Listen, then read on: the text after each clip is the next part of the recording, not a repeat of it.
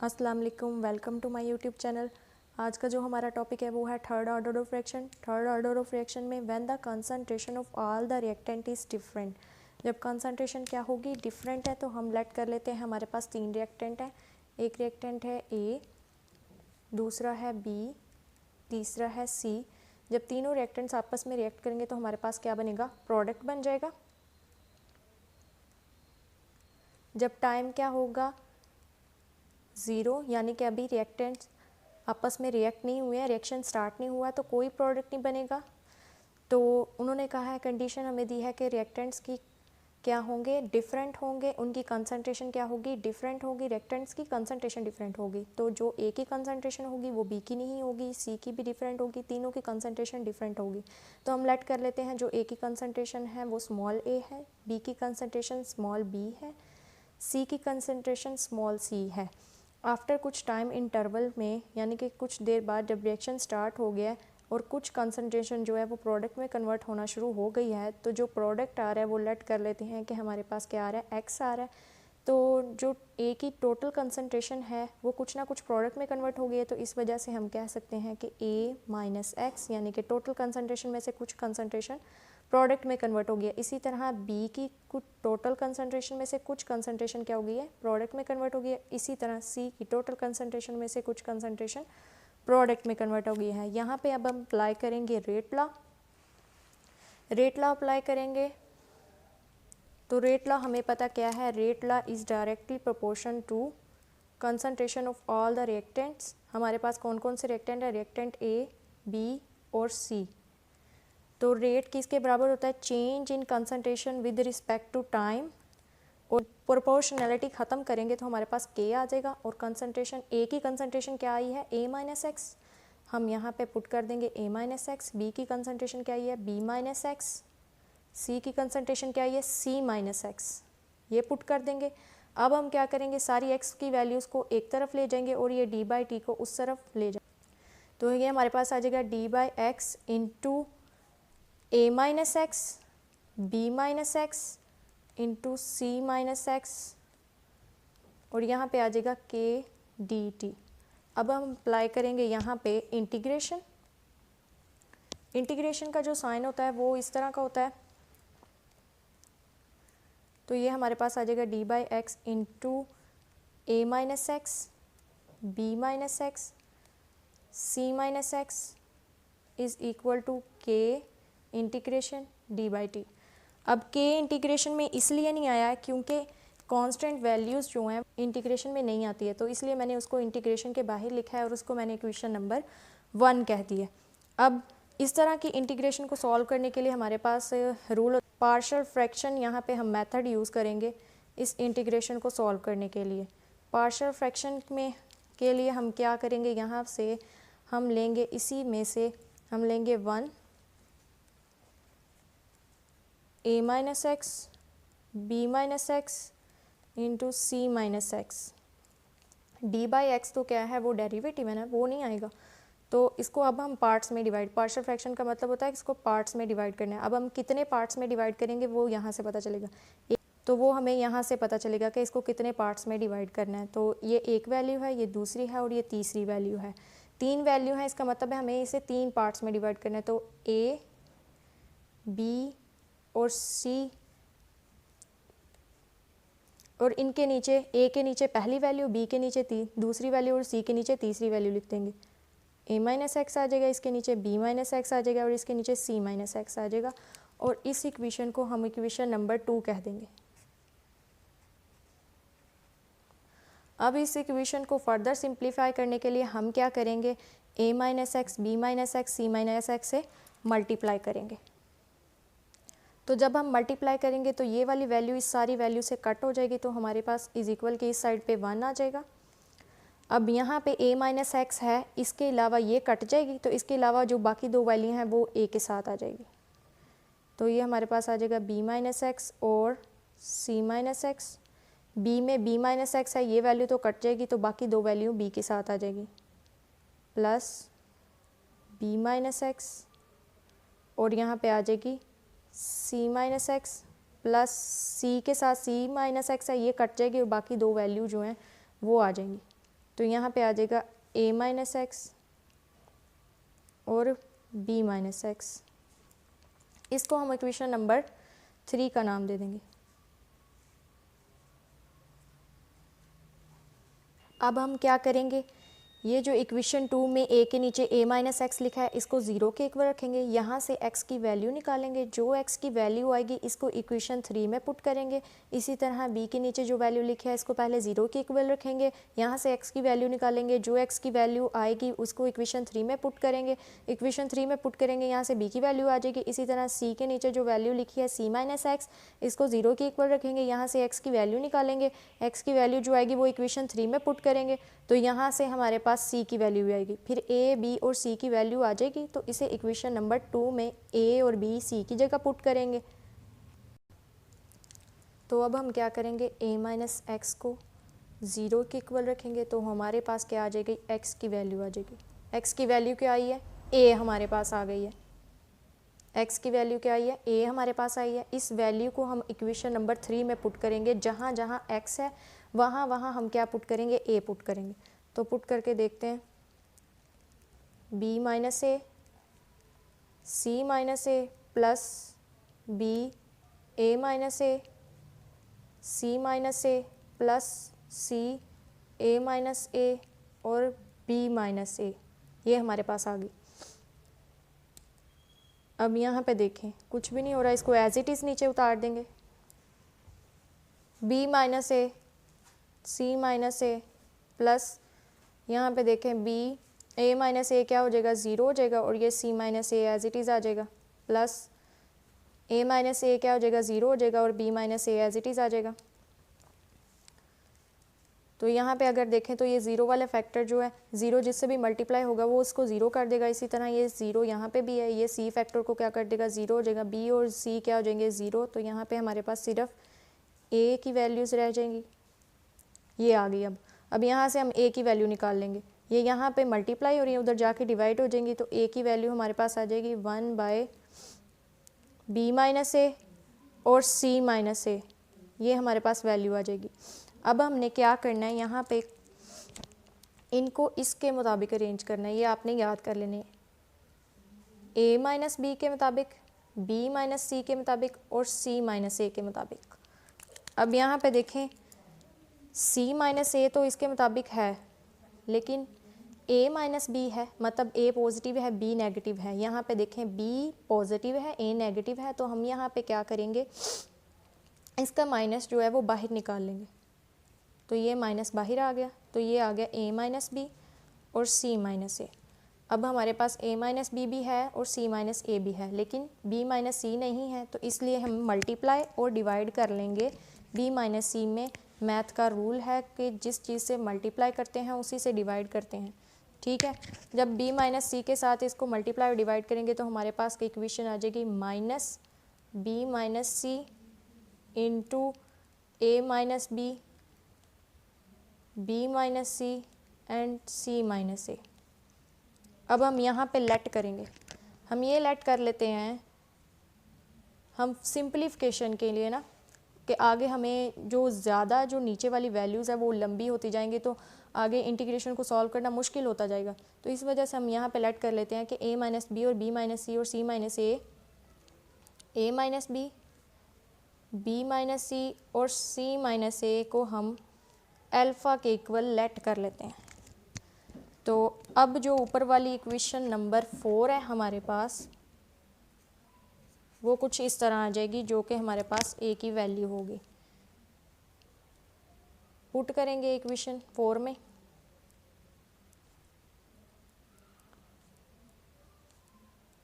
तो हमारे पास a की वैल्यू आ जाएगी a is equal to minus B minus C into alpha. ये हमारे पास वैल्यू आ गई है a की। इसी तरह हमने b की वैल्यू निकालनी है और इसी तरह सेम मेथड के साथ हमने c की वैल्यू भी निकालनी है। अब हम क्या करेंगे, अब की बार हम b माइनस एक्स को 0 के इक्वल रखेंगे। इक्वेशन 2 में हमने देखा जो b माइनस एक्स है, अब हम उसको इक्वल 0 के इक्वल रखेंगे। b minus X is equal to 0। तो ये हमारे पास x की जो वैल्यू आ गई है वो b आ गई है। अब इस b वैल्यू को हम इक्वेशन नंबर 3 में पुट करेंगे। जो इक्वेशन नंबर 3 क्या थी? इक्वेशन नंबर 3 हमारे पास ये वाली थी। अब मैं इसमें b की value x is equal to b put करने लगी हूँ। तो ये हमारे पास क्या आ जाएगी? Put x is equal to b in equation 3। तो ये आ जाएगी 1 is equal to a b minus B c minus B plus b a minus B c minus B plus c a minus B और b minus B. तो यहाँ पे देखें a as it is आ जाएगा और ये 0, c माइनस बी आ जाएगा प्लस b, यहाँ पे कुछ माइनस नहीं हो रहा तो ये एज इट इज़ ही आ जाएंगे, ये भी एज इट इज़ आ जाएगा। b माइनस बी क्या आ जाएगा? 0 आ जाएगा हमारे पास। ये 0 है तो 0 जिससे मल्टीप्लाई हो वो पूरा फैक्टर ही 0 हो जाएगा, ये भी पूरा फैक्टर 0 हो जाएगा क्योंकि 0 मल्टीप्लाई हो रहा है। तो हमारे पास b की वैल्यू आ जाएगी फिर a minus B c minus B. ये वाली सारी वैल्यू यहाँ पे मल्टीप्लाई और उधर जाके डिवाइड हो जाएगी। तो ये हमारे पास आ जाएगा 1 by a minus B into C minus B. B की वैल्यू हमारे पास ये आ गई है। मैंने पहले भी बताया था आपने ये वैल्यूज़ याद रख लेनी है, इसके मुताबिक ही अरेंज करना है। a माइनस बी होनी चाहिए, या हमारे पास b माइनस सी होनी चाहिए, या हमारे पास c माइनस a के मुताबिक अरेंज होनी चाहिए। अब अगर देखें तो ये हमारे पास a माइनस बी तो है, c माइनस बी है, लेकिन यहाँ पे c पॉजिटिव है, यहाँ पे c नेगेटिव है। तो हम क्या करेंगे? इसका नेगेटिव बाहर निकाल लेंगे। तो ये हमारे पास बिल्कुल पीछे वाला ही स्टेप है। तो ये हमारे पास आ गया a माइनस बी और b माइनस सी हो गया, ये भी आ गई। अब ये नहीं है तो इसके लिए हम क्या करेंगे? c माइनस a से मल्टीप्लाई और डिवाइड कर लेंगे। Multiply and divide with c minus a। c minus a से मल्टीप्लाई और डिवाइड करेंगे तो b की वैल्यू हमारे पास कुछ इस तरह आ जाएगी, minus c minus a into a minus b, b minus c और c माइनस a। तो हम पीछे ही लेट कर चुके हैं कि a minus b, b minus c और c माइनस a किसके बराबर है? अल्फ़ा के। तो हमारे पास b की वैल्यू पे आ जाएगी c minus a into alpha. तो ये हमारे पास b की वैल्यू आ गया है। सेम एज इट इज़ हमने c की वैल्यू को भी निकालना है। ये इक्वेशन नंबर 2 में c के नीचे जो वैल्यू है c माइनस एक्स, इसको 0 के इक्वल रखेंगे। यहाँ पे से x की वैल्यू को निकालेंगे और इक्वेशन नंबर 3 जो ये है इसमें पुट करेंगे। c minus X is equal to 0। हमारे पास x की जो वैल्यू आ जाएगी वो आ जाएगी c। अब इसको हम इक्वेशन नंबर 3 जो थी उसमें पुट करेंगे। इक्वेशन 3 हमारे पास क्या थी वो हम लिख लेते हैं। इक्वेशन नंबर 3 हमारे पास थी 1 is equal to a b minus x c minus x plus b into a minus x c minus x और plus c into a minus x और b माइनस एक्स। अब हम पुट करते हैं c इसमें। तो 1 is equal to a b minus c minus c plus b into a minus c minus c plus c into a minus c और b minus c।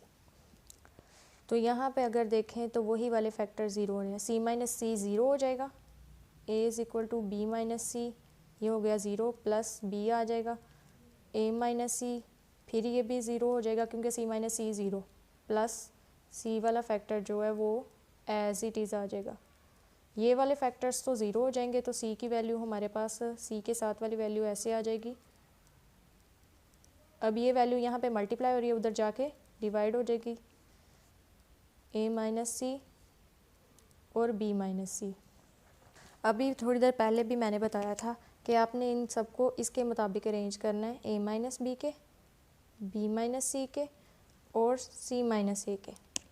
ठीक है, सबको इसके मुताबिक अरेंज करना है। तो यहाँ पे अगर देखें तो हमारे पास a minus c, b minus c है, a माइनस सी है, मतलब a यहाँ पे नेगेटिव है, वहाँ पे पॉजिटिव है, तो नेगेटिव को बाहर निकाल लेंगे। तो ये हमारे पास नेगेटिव को बाहर निकाला तो ये c माइनस ए हो गया, ये b माइनस सी हो गया, ये भी आ गया। a माइनस बी नहीं है, इससे मल्टीप्लाई और क्या कर देंगे, डिवाइड कर देंगे।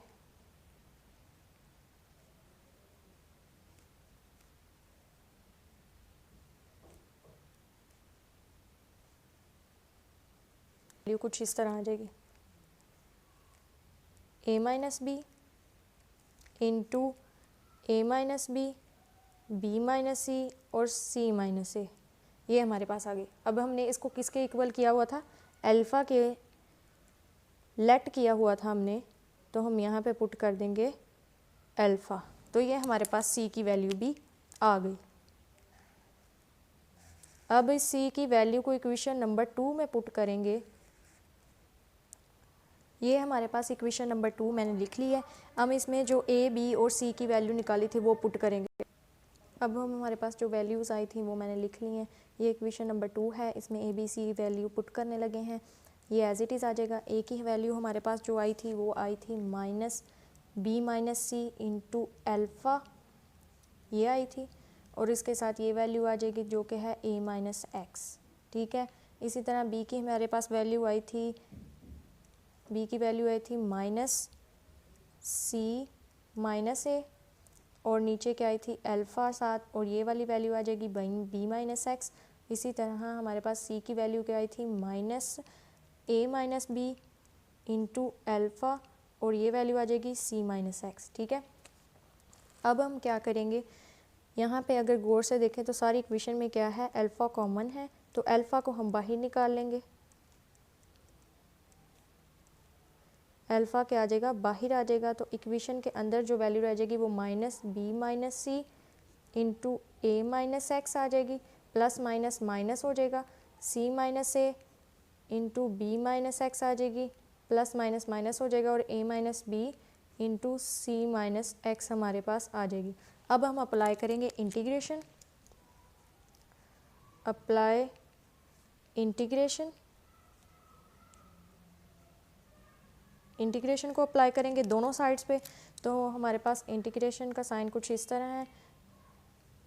तो ये हमारे पास आ जाएगा a minus x, B minus x, C minus X. ठीक है, और इसी तरह 1/अल्फ़ा, अल्फ़ा जो है वो कांस्टेंट है तो इसके साथ इंटीग्रेशन नहीं आएगा, और बाकी सारी वैल्यू के साथ इंटीग्रेशन आ जाएगा। B minus c, a minus x minus c minus a, और b minus x minus a minus B C minus x, और साथ डी बाई एक्स क्या है हमारे पास इंटीग्रेशन के साथ आता होता है, तो यहाँ पे भी इंटीग्रेशन के साथ आया था। अब हमारे पास जो इक्वेशन नंबर 1 बनी थी मैं वहाँ पे लेके जाने लगी हूँ।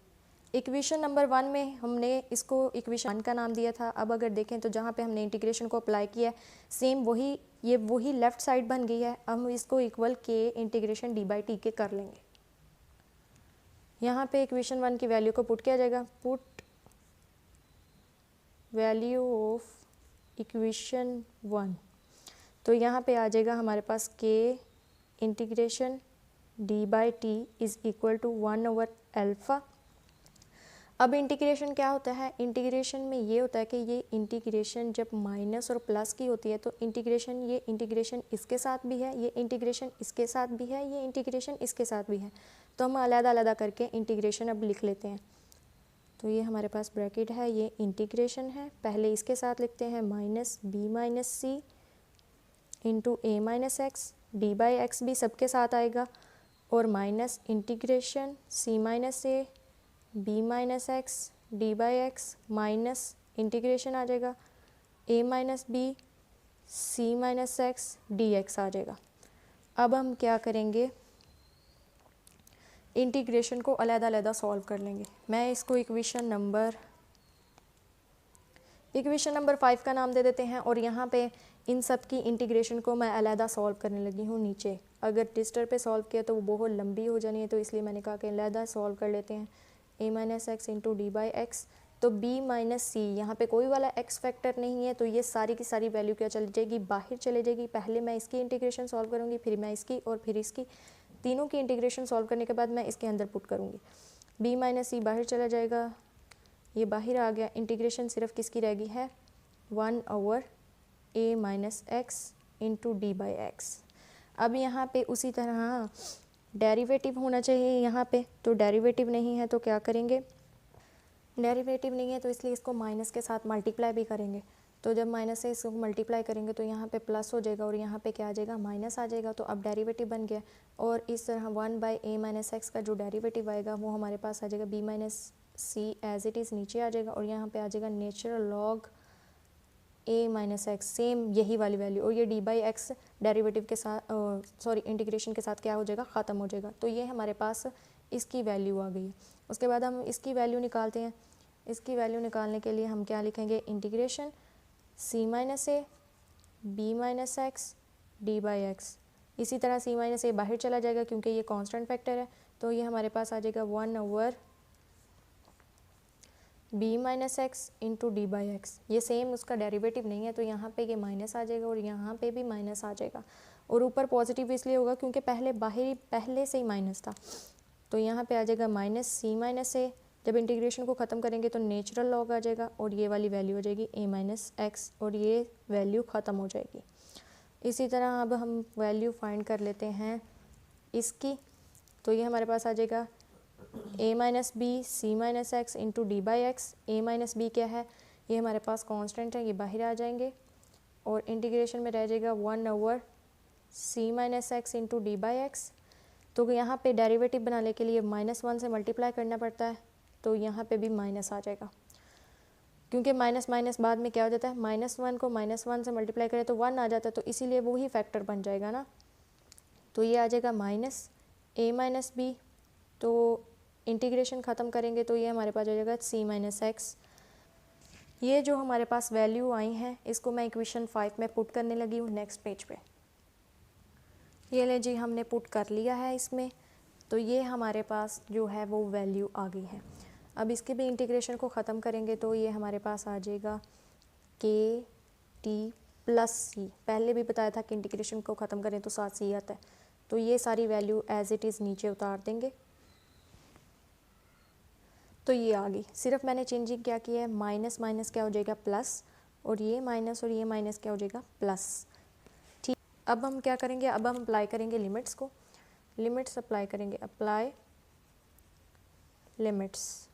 लिमिट्स हमारे पास क्या है, वही वाली लिमिट जिसमें हमारे पास क्या होगा, प्रोडक्ट ज़ीरो होगा। कब, जब टाइम क्या होगा, ज़ीरो। अब ऊपर वाली इक्वेशन जिसको इक्वेशन नंबर 6 हम कह रहे हैं, इक्वेशन नंबर क्या है, ये हमारे पास 6 है। इस इक्वेशन में जहाँ पे x है वहाँ पे 0 पुट करेंगे, जहाँ पे t है वहाँ पे 0। तो देखिए हमारे पास k 0 प्लस c हो जाएगा इज़ इक्वल टू 1/अल्फ़ा हो जाएगा और जहाँ जहाँ x है वहाँ वहाँ 0 आ जाएगा। b minus C natural log a minus 0 आ जाएगा यहाँ पे प्लस c माइनस ए नेचुरल लॉग b माइनस 0 आ जाएगा। इसी तरह हमारे पास आ जाएगा प्लस a माइनस बी आ जाएगा as it is natural log c minus 0 आ जाएगा हमारे पास। तो ये हमारे पास आ गया।